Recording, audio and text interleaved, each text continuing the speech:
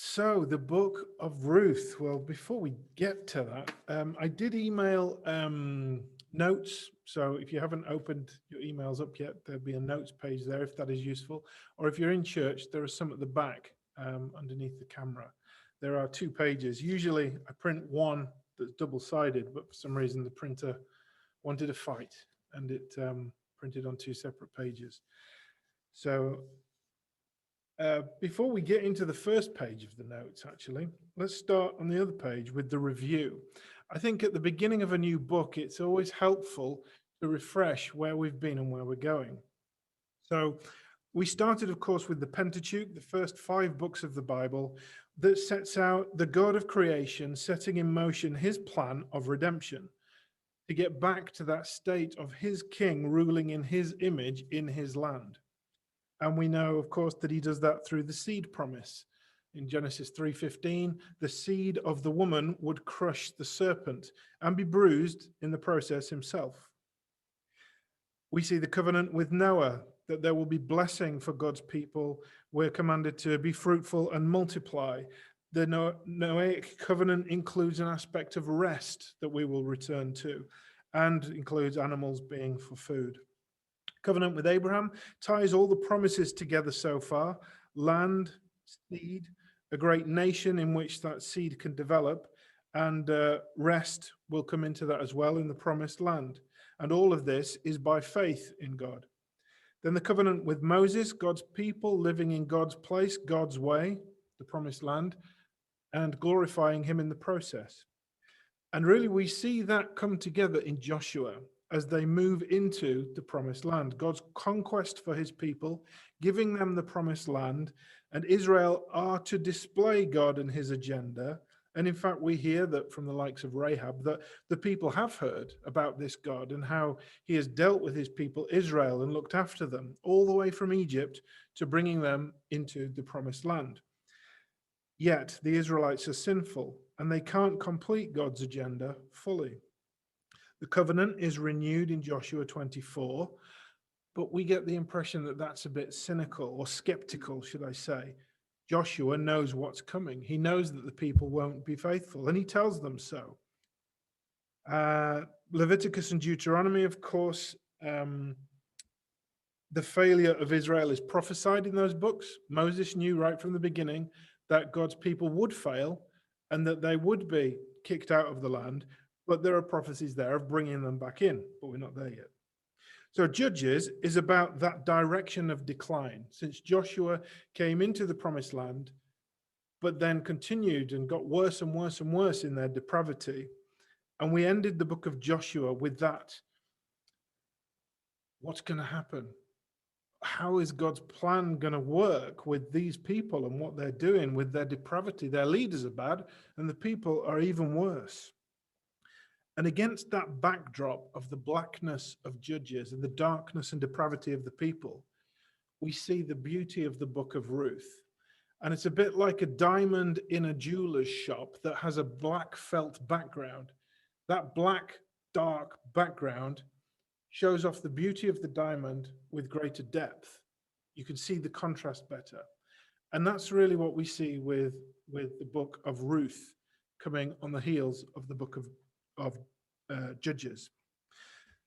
So, the book of Judges. Let's go to page 1 of our notes. The Hebrew is quite straightforward, this one. The Hebrew is Ruth, which means Ruth, and the Greek is Ruth, which means Ruth, or Roth, I suppose, but Ruth, because of the main character of the book, Ruth. The purpose of the book of Ruth is that in the midst of the depravity of the period of the Judges comes this beautiful love story of Boaz and Ruth, the redemption of a nobody who becomes a somebody, the great-grandmother of King David. So the theme of this book would be redemption. The author and date is unknown, although the Jewish tradition suggests, a bit like for Judges, that Samuel wrote it. And again, he would have been capable of such. 1 Samuel 10:25 tells us about his writing. And it's estimated to be written during David's reign. Because he's mentioned right at the end of the book, it makes sense that it was written during David's reign, but while the environment of Judges was still fresh in the mind of the writer. So David's reign was 1011 to 971 BC. So somewhere in that period, it seems to have been written.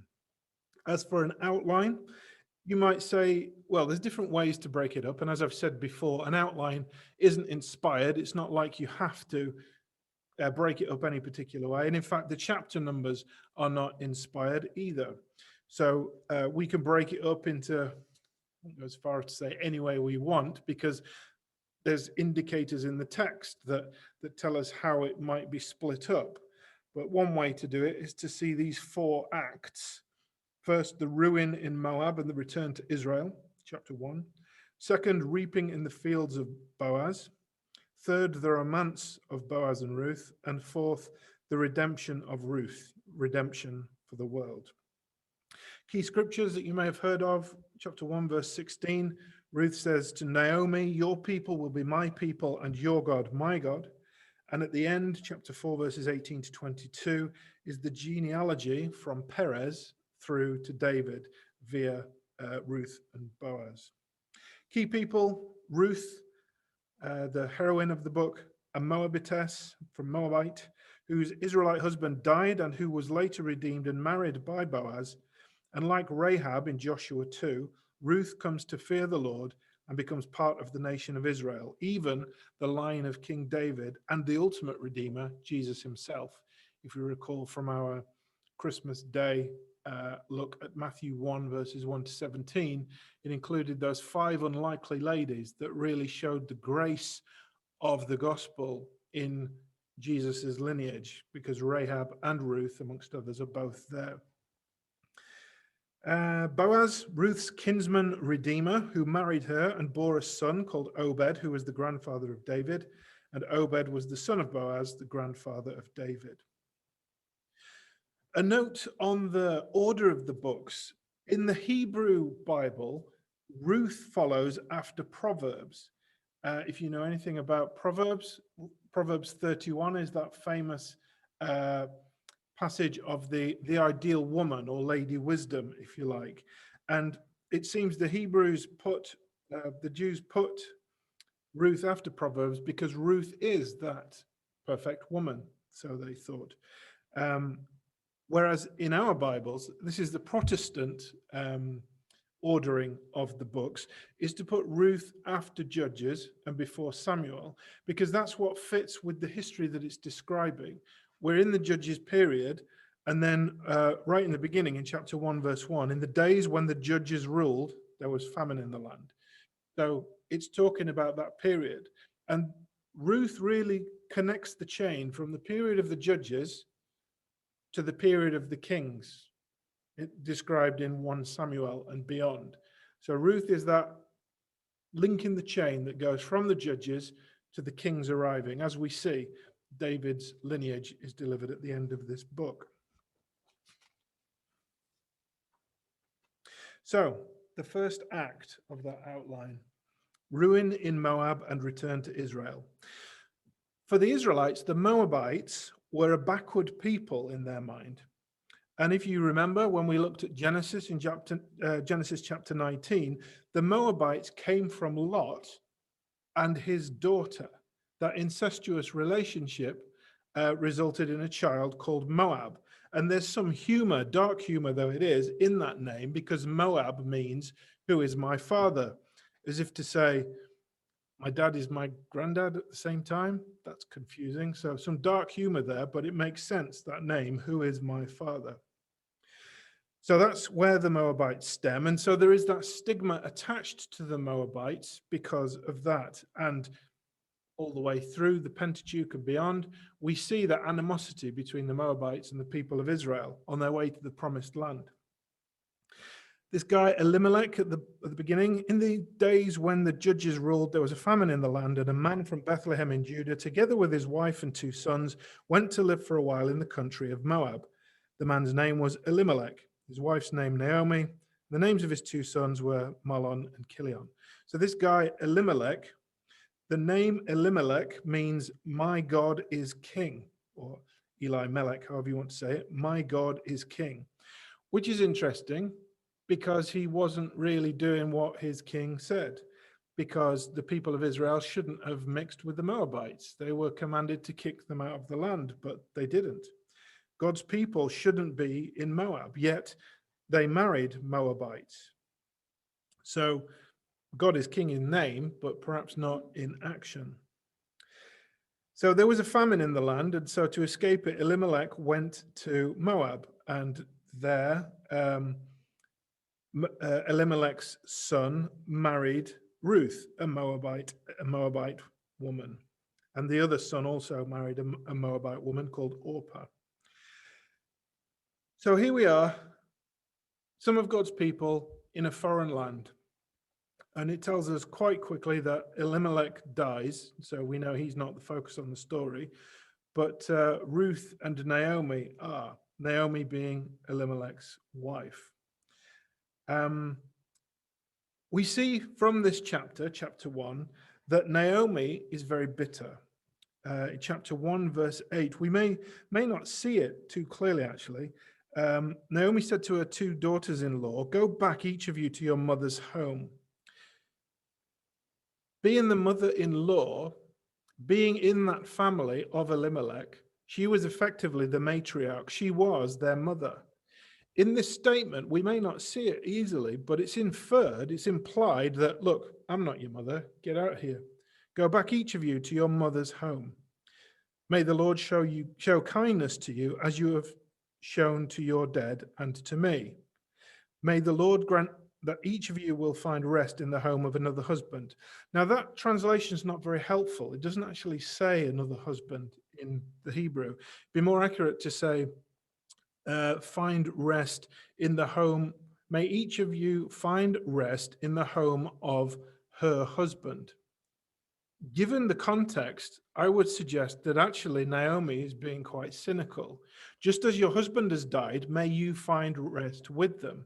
She's effectively saying in those verses, I'm not your mother, go ahead and die. It's really not very nice. She's quite cynical.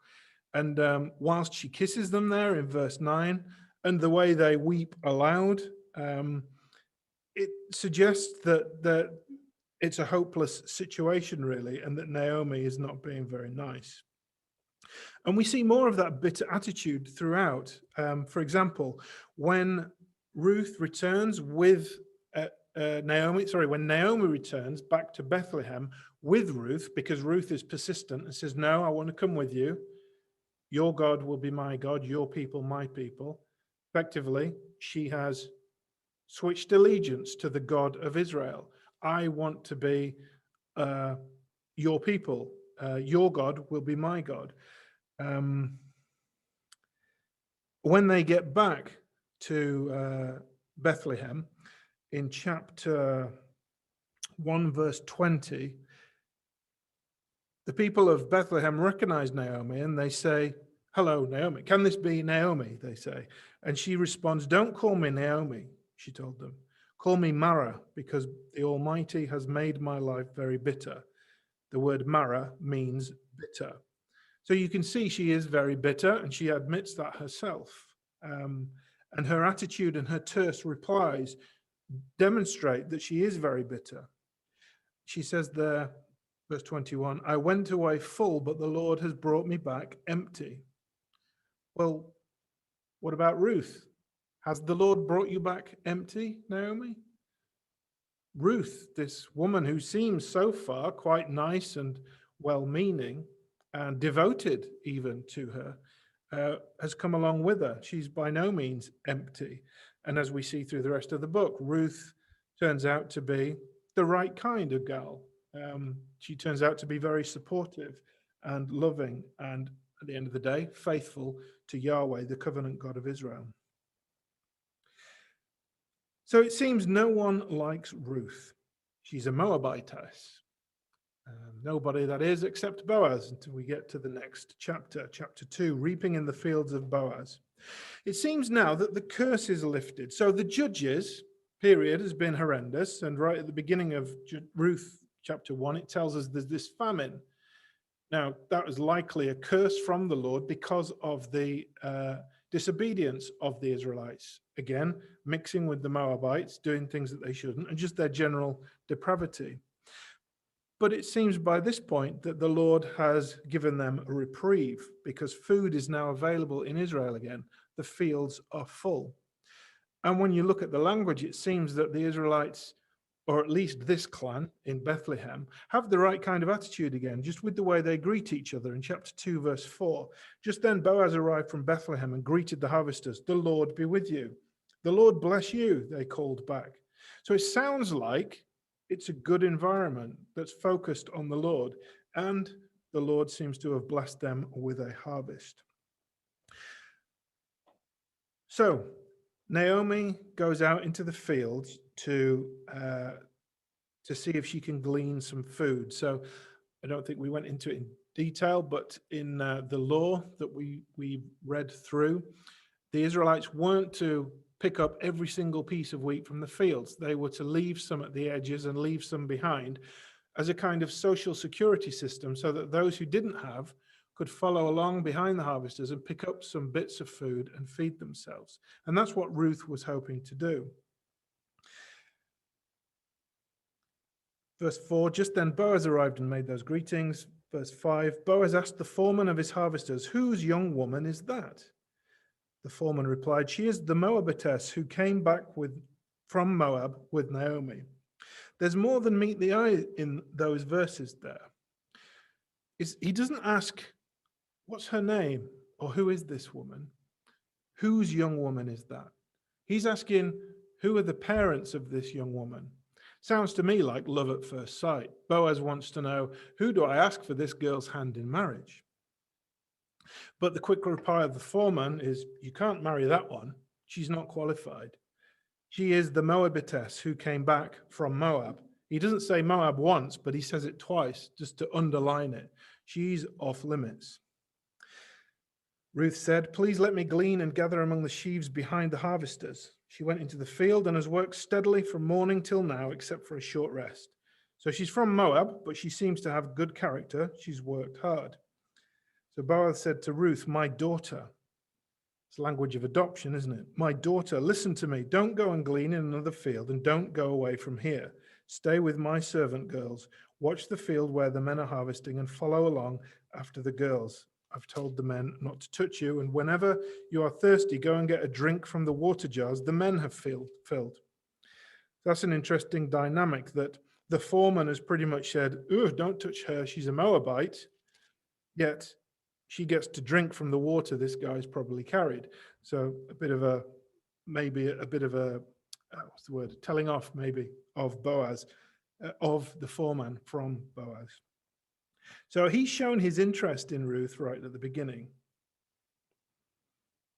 And she responds to him as a king. Chapter 2, verse 10. At this, she bowed down with her face to the ground. She explained, "Why have I found such favor in your eyes that you notice me, a foreigner?"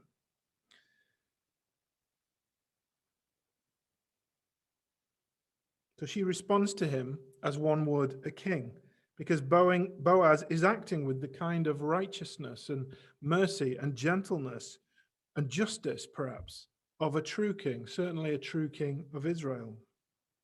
But of course, Boaz isn't the king, and Boaz isn't the redeemer, the ultimate redeemer that we're looking for.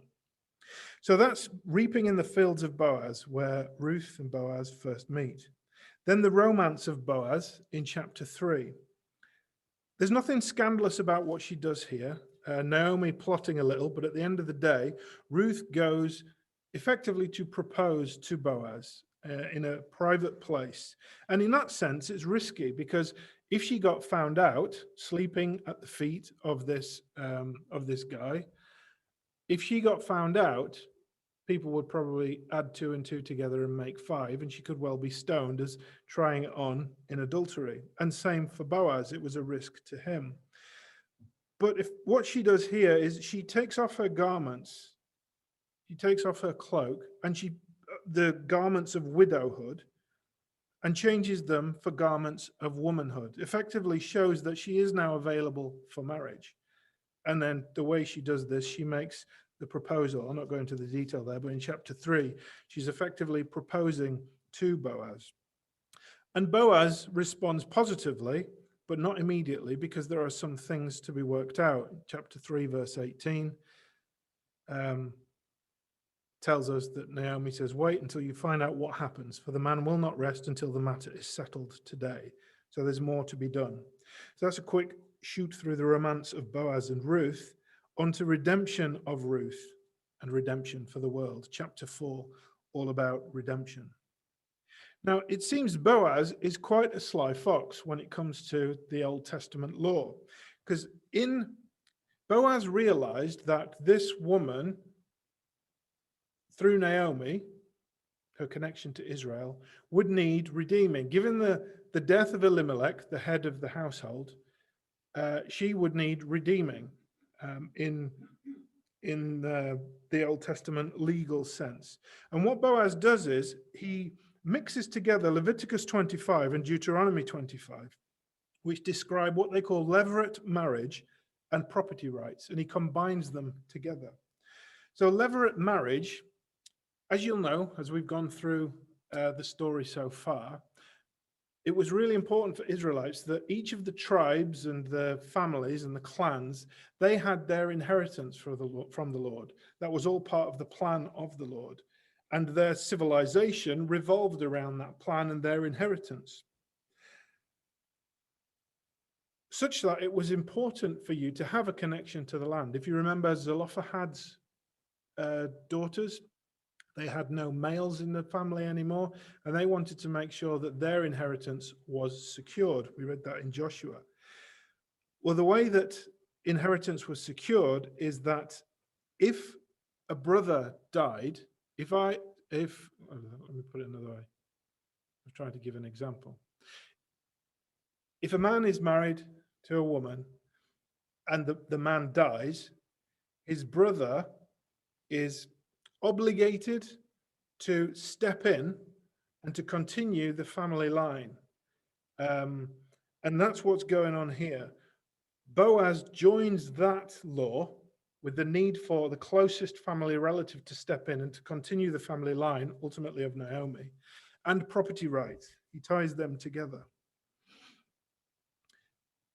But to do that is a big step, because if Boaz steps in and redeems Ruth in this way, he's got a choice before him. Do I redeem her and that family line, or do I go off on my own way, marry my own wife, and continue my own family line? He hasn't got both of them. He's effectively turned his back on his own lineage in order to redeem Ruth. Boaz sacrifices his own family line for this distant relative. He sacrifices everything. And in the end, he gets everything, because he didn't realize it, but of course, he stepped into the line of Christ himself. He stepped into the seed promise.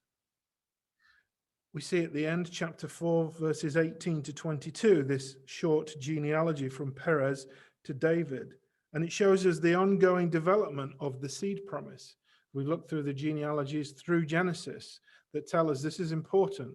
This is showing us the development of the seed promise until we get to that one. And I suppose first stop on that route is David, the prototype of the king of Israel, the prototype seed in that respect, and ultimately to Jesus.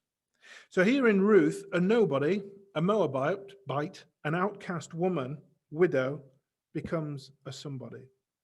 The Moabite Ruth becomes the great-grandmother of King David, the precursor to God's ultimate king and deliverer, Jesus Christ. So this is an amazing, beautiful love story about Ruth and Boaz. But it's also, or it leads to, the love story about us and Jesus. It illuminates a little of the love story of us and Jesus. Because we can see, just as Boaz sacrificed everything to redeem Ruth, so too Jesus made the ultimate sacrifice. And more, as God stepping into his creation and emptying himself in the way he did. And as a result, we now stand redeemed in the line of kings as a brother of Christ, our kinsman redeemer. So you see how This isn't just a nice story, but it's a beautiful picture of what Jesus has done for us.